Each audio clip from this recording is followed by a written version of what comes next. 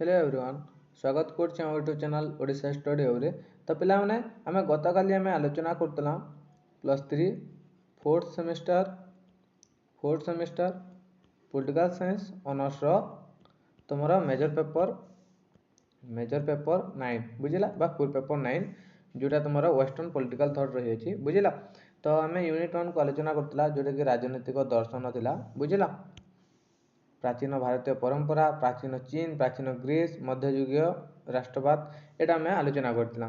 तो बुझेला। तो आज हमें इस्लामीय राजनैतिक विवर्तन माकियावेली, हॉब्स, लॉक, रूसो, मिल, बेंथामिन, कॉन्स्टांट, हिगेल, मार्क्स, लेनिन, बर्ग, मॉन्टेस्क्यू ए विषय रे सब हमें आलोचना करबा जोटा यूनिट 1 रे रही अछि तुमरो बुझेला।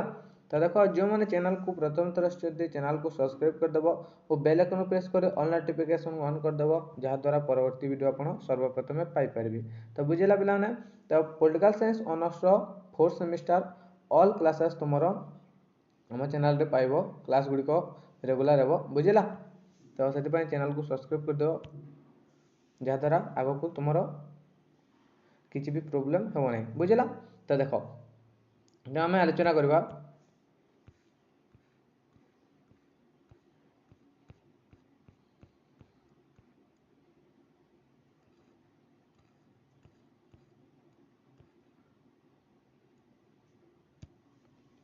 तो देखो बेला इस्लामिक राजनैतिक विवर्तन evolution of Islamic political philosophy.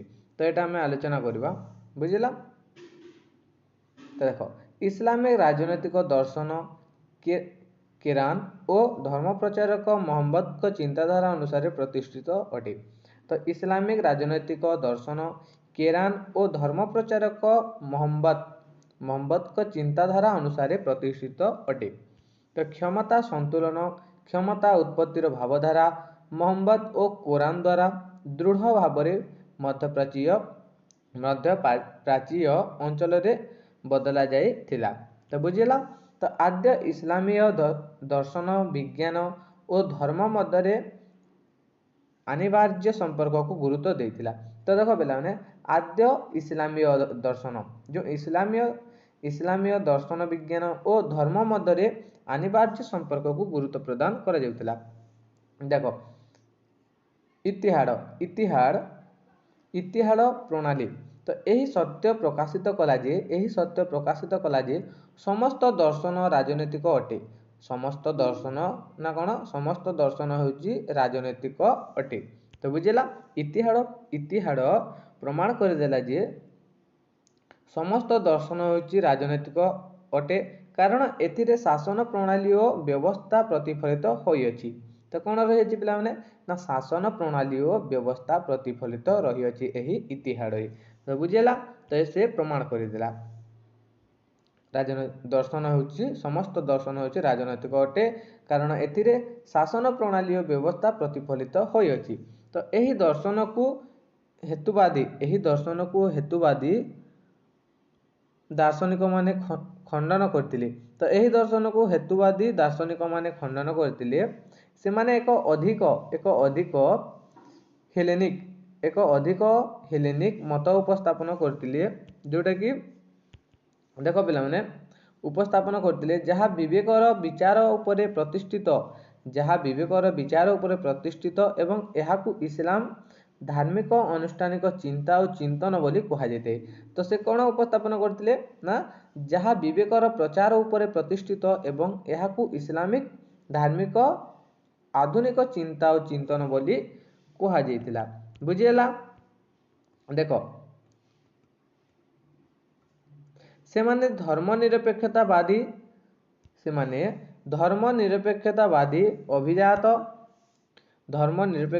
अभिजात तंत्री मानक द्वारा समर्थन पाई कार्यर स्वाधीनता जहाँ कि खलीफा मानक ठारू स्वाधीन अटे ताहा हेउची उपस्थापना करथिले बुझिएला। देखो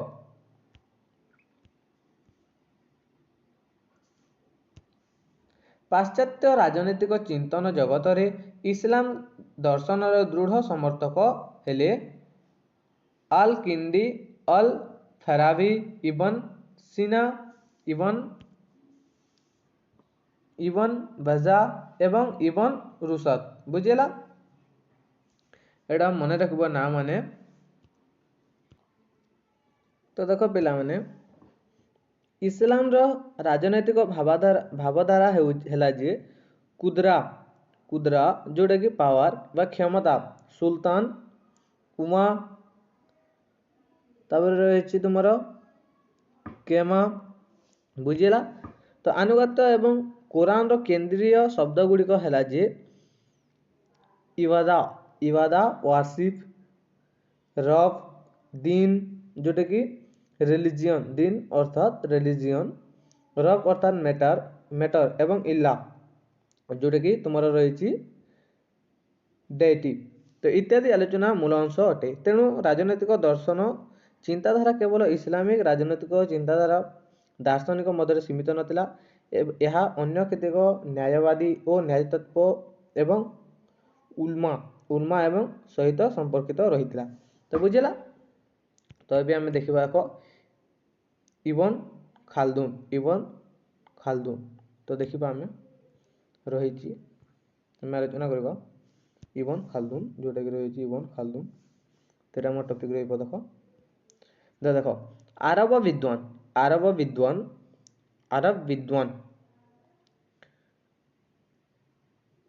आरब विद्वान को चतुर्दश शताब्दीर महान राजनैतिक तत्ववादी बोली ग्रहण करा जायते एही दार्शनिक मत देइछन्ति जे गोटे सरकार एक सीमित सरकार हेबा उचित आमे एहाकू अन्य भाषा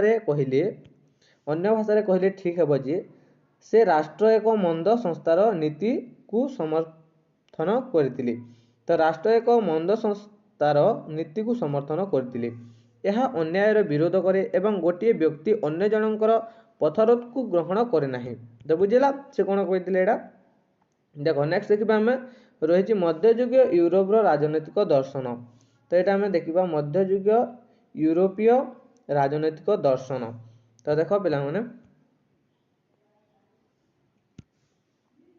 यूरोपर मध्ययुगीय राजनैतिक दर्शन विशेष भाव ख्रीष्टीय चिंताधारा अनुसार प्रभावित होता सेंट थॉमस एटा मन रख पिला माने ना गुड़िक तुम शॉर्ट क्वेश्चन पड़ो एटा सेंट थॉमस आक्विनास यही समय प्रभावशाली राजनैतिक दार्शन थिले तो ये जो मध्ययुगीय यूरोपर राजनैतिक दर्शन ये मध्ययुगीय गोटे प्रभावशाली राजनैतिक दार्शनिक थिले सेंट थॉमस आक्विनास बुझला तो तांकर राजनैतिक दर्शन अरिस्टोटल भावधारा को स्पर्श करथाए एवं नवजागरण पर्यंत यूरोप राजनैतिक दर्शद को आच्छादित करिथिला तो नवजागरणकर शुभ शंख बाजिबा सहित धर्मनिरपेक्षतावाद निनाद प्रमादर प्रत्येक कोण अनुकोणर मुखरित करिथिला नेक्स्ट तुम रही निकोला माकियाभेली जोटा कि निकोला माकियाभेली आम आलोचना करबा देखो एटा निकोला माकियाभेली एटा देखो माकियाभेली नवजागरण सृष्टि बोली कहिते तो माकियाभेली को नवजागरण सृष्टि बोली कहिते ना कोन नवजागरण सृष्टि बोली काहाको कहिते पिला माने 1 मार्क क्वेश्चन ना तुम लिखिबो माकियाभेली तो माकियाभेली को नवजागरण सृष्टि बोली कहा जाई थाए बुझिला 1 मार्क क्वेश्चन टा तो तांकर प्रसिद्ध लेखा कोन ना पिला माने प्रिंस तांकर प्रसिद्ध लेखा होची प्रिंस वास्तव शासन व्यवस्थार वास्तव चित्र को सठिक भाव में प्रतिपादित करियछि बुझिला तो तांकर अन्यतम पुस्तक होची डिस्कोर्स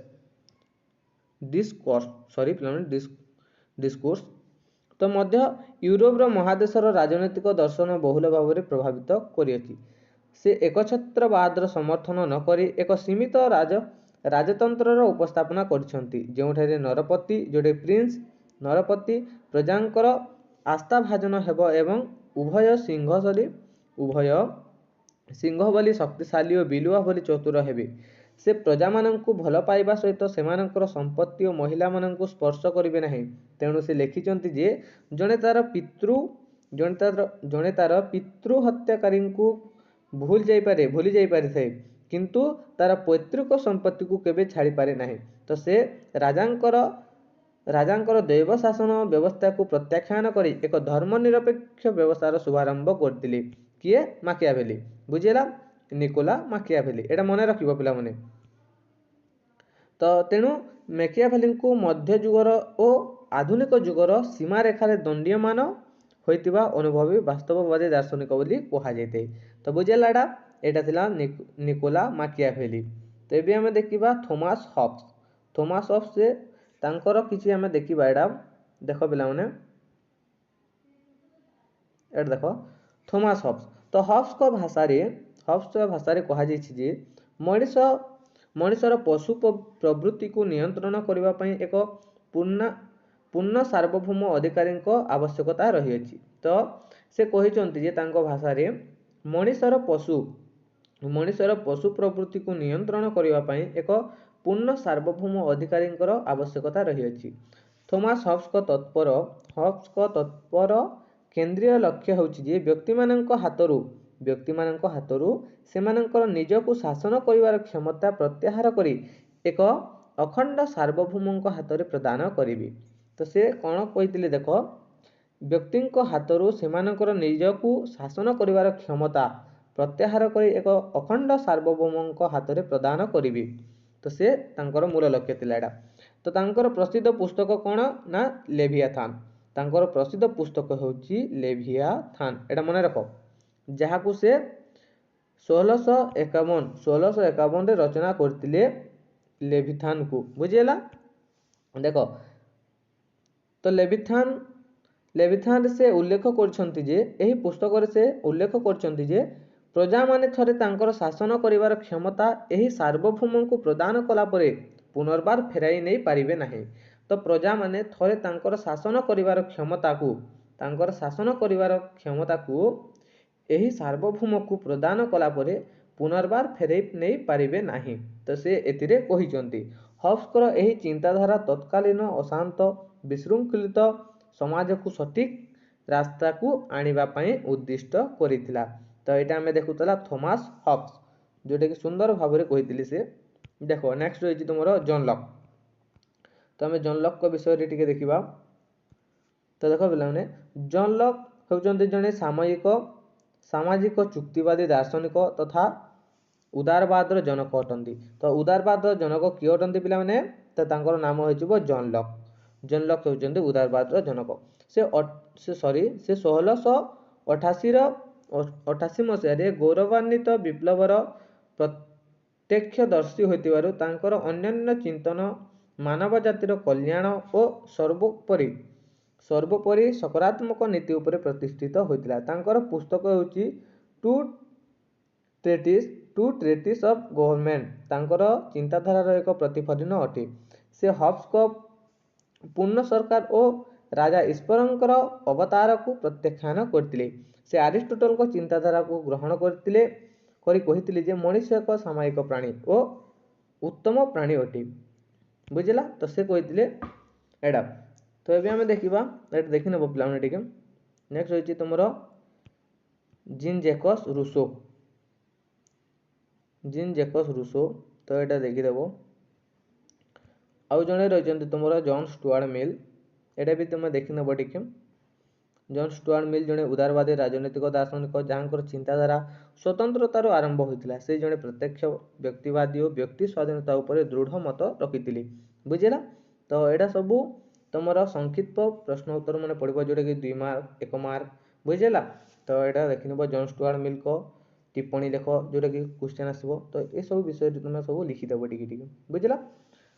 ବେଶୀ ନାହିଁ, ତୁମର 3-4 ଧାଡ଼ି ଲିଖିଦେବ, ତୁମର 2-3 ମାର୍କ ମିଳିଯିବ। ବୁଝିଲା?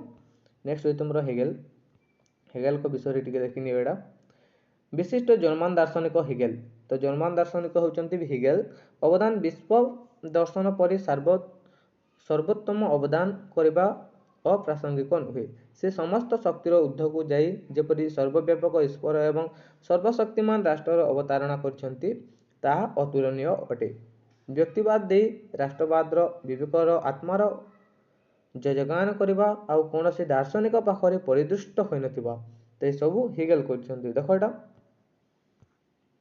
ଆଉ ଜଣେ ହେଉଛନ୍ତି ପାଶ୍ଚାତ୍ୟ ରାଜନୈତିକ ଚିନ୍ତନର ଆକାଶରେ ସବୁଠାରୁ ବିଦ୍ୱାନମାନ ଜ୍ୟୋତିଷ ହେଉଛନ୍ତି ଜର୍ମାନୀର ଦାର୍ଶନିକ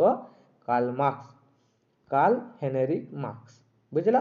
ତ ପୃଥିବୀର ଅର୍ଦ୍ଧାଧିକ ଲୋକେ ତାଙ୍କୁ ଦେବତା ପରି ପୂଜା କରୁଥିବା ସମୟରେ ଅନ୍ୟ ଅର୍ଦ୍ଧେକ ତାଙ୍କୁ ଜଣେ ଶୈତାନ ଭାବରେ ଚିତ୍ରଣ କରିଥାନ୍ତି। ତ ପୃଥିବୀର ଅଧିକରୁ ଅଧିକ ଲୋକେ ତାଙ୍କୁ ଦେବତା ପରି ପୂଜା କରୁଥିଲେ, କିନ୍ତୁ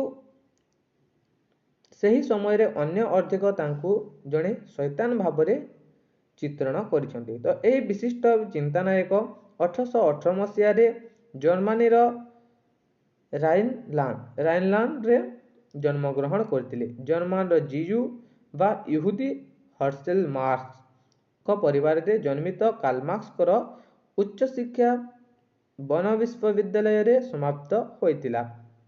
ତ କାର୍ଲମାର୍କ୍ସଙ୍କ ବିଷୟରେ ଟିକେ ଏଟା ଜାଣିନେବ। ବୁଝିଲା?